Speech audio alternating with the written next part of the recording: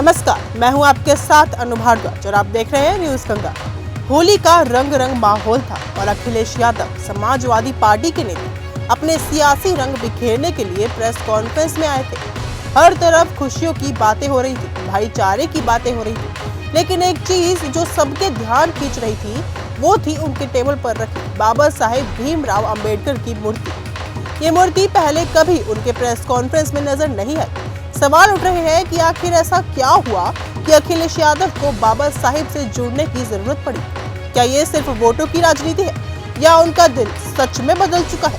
पिछले कुछ सालों तक समाजवादी पार्टी और बहुजन समाज पार्टी के बीच बाबा साहेब के नाम पर सियासत होती रही। समाजवादी पार्टी के नेता हमेशा अंबेडकर के नाम से दूर भागते थे, लेकिन पिछले लोकसभा चुनाव में जब दलित वोट बैंक की अहमियत सामने आई तो अखिलेश यादव ने पीडीए के नारे को जोर शोर से शुरू कर दिया। कहते हैं कि राजनीति में जो दिखता है वो होता नहीं। अखिलेश यादव की इस प्रेस कॉन्फ्रेंस में भी कुछ ऐसा ही था। उनकी बातों से दिख रहा था कि उनका टारगेट सरकार पर है, लेकिन तस्वीरों से वो असल में किसी और को टारगेट कर रहे थे। दरअसल जिस टेबल पर बैठकर अखिलेश यादव प्रेस कॉन्फ्रेंस कर रहे थे, उसके पीछे हमेशा की तरह साइकिल टंगी थी और अब आगे भी बाबा साहेब की मूर्ति भी रखी हुई थी। इसके पीछे की राजनीति पर चर्चा करेंगे, लेकिन उससे पहले आप देखिए कि अखिलेश यादव इस प्रेस कॉन्फ्रेंस में होली और जुम्मे पर क्या कह रहे हैं। आज होली का त्योहार है। मैं आपको और आपके माध्यम से पूरे प्रदेश और देशवासियों को होली के त्योहार की बहुत बहुत शुभकामनाएं और बधाई देना चाहता हूं। ये जहां त्योहार रंगों का है, वहीं हम सब मिलकर के एक दूसरे के साथ बैठ करके रंगों का त्योहार मनाते हैं, जो खुशियां लेकर के आता है। गुजियों का त्योहार भी है।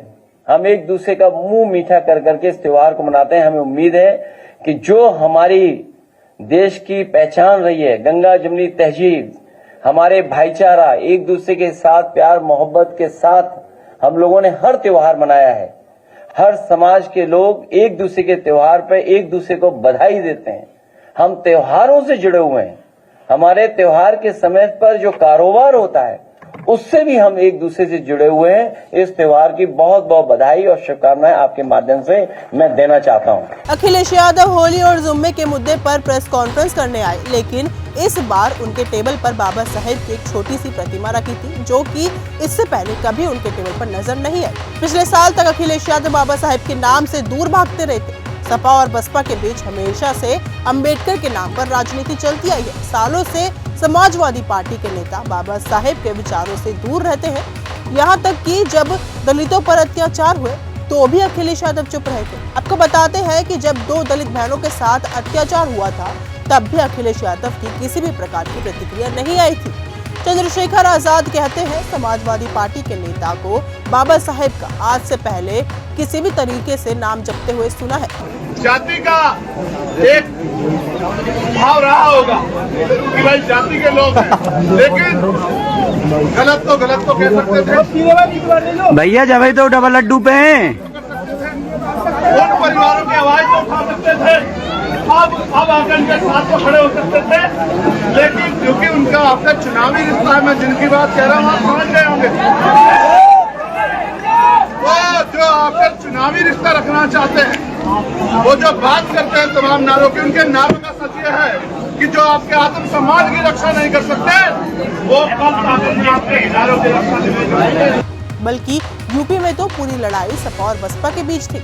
अब सवाल ये उठ रहा है कि क्या सिर्फ अंबेडकर की मूर्ति लगाने से आप अंबेडकरवादी हो जाएंगे? आपकी पार्टी की असली विचारधारा तो एकदम ही विपरीत है और हकीकत तो और भी ज्यादा खराब है।